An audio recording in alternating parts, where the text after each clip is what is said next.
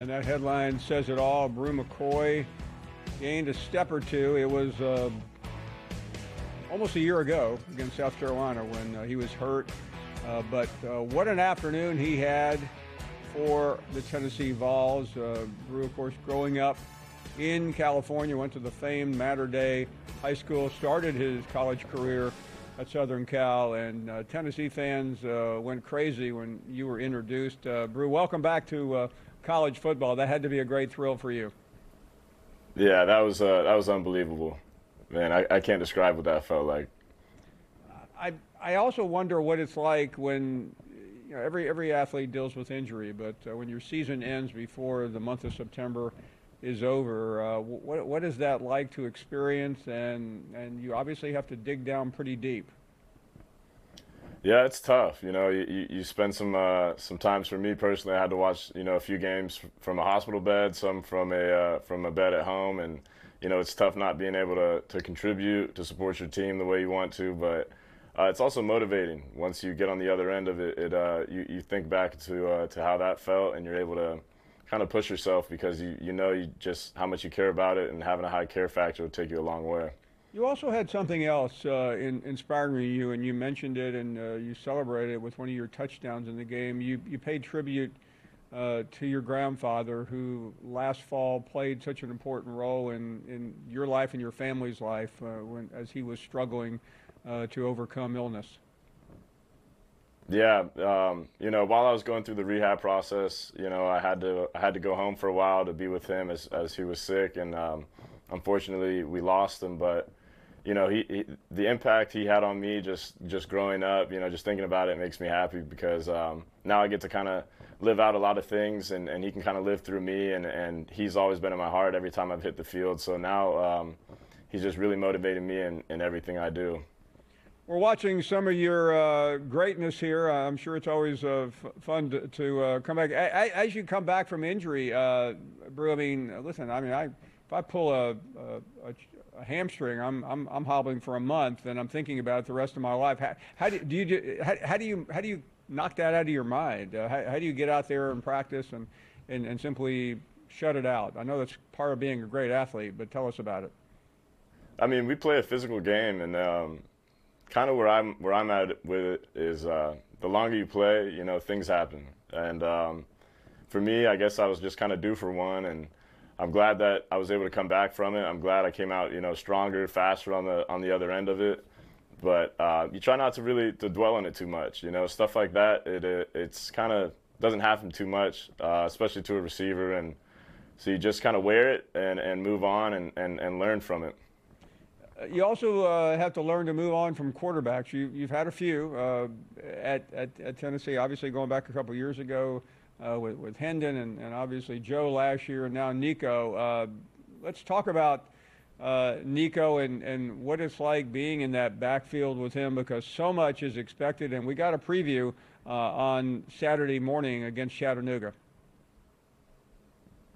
Yeah, I mean he takes command of the field really well. He's a great leader.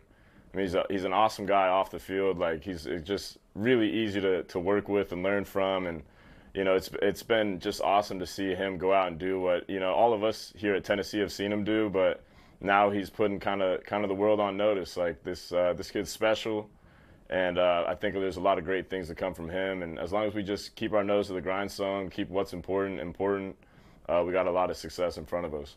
I like you being a captain and a couple of years older, calling him a kid. That kind of puts it all into perspective, doesn't it? Yeah, a little bit. I mean, I still look at myself like a kid too, to be honest. You don't really start calling yourself a man yet. When other people start calling you sir, it kind of throws you off. Don't rush. I can assure you, it's not that much fun. Brew, let's talk about this weekend, because that first game's out of the way. Everything went very well, but NC State, playing in the state of North Carolina in a professional stadium where the Panthers play. Describe what the players are talking about and what you're looking forward to about this weekend. Man, we've really just put a huge emphasis on digging into our playbook, our install, making sure that we're not leaving any stone unturned. Every day is an opportunity to just get a little bit better, to find a way to push yourself, to find a way to push the people around you. So obviously, we've got our eyes on our opponents, but we're also really focused on how we can grow each practice, each rep. So for us, it's really just been about, don't leave anything left up to doubt. Don't look back on a day and wish you pushed yourself a little bit harder. Just find a way to grow, find a way to get 1% better, and let the results on Saturday just speak for itself. Brew, as fans, which is what we do here, we're not players. I mean, we talk about all these ancillary things like the playoffs and who's in, who's out. I realize you're ranked in the top 15 in the country. Some people believe Tennessee deserves to be higher. That's not for you to worry about, but it is for you guys to change the focus. When you hear all the noise, what do you think, and what do you and your teammates talk about?